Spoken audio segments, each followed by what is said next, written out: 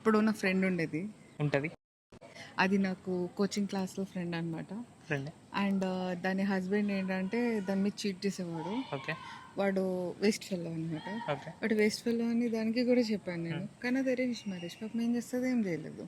Okay. Then one day blue డ్రామ్లేషన్.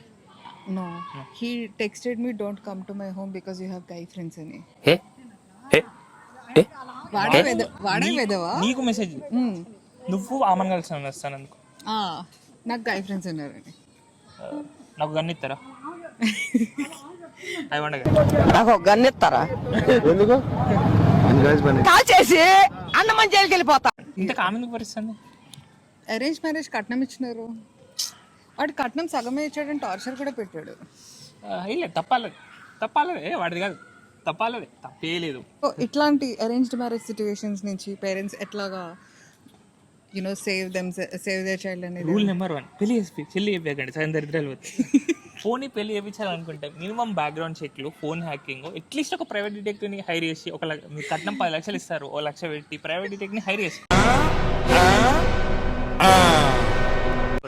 వాడు దొంగన కొడుక మంచిన కొడుక కనుక్కోండి.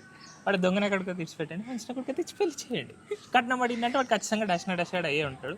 లేదు వాళ్ళ పేరెంట్స్ పోషిస్తారంటే ఏదో అట్లా మేనేజ్ చేసేయండి. వాడు మంచోడైతే okay. That's my opinion. That's all for today. రేపు మా అయ్యాడు అయితే నన్ను కూడా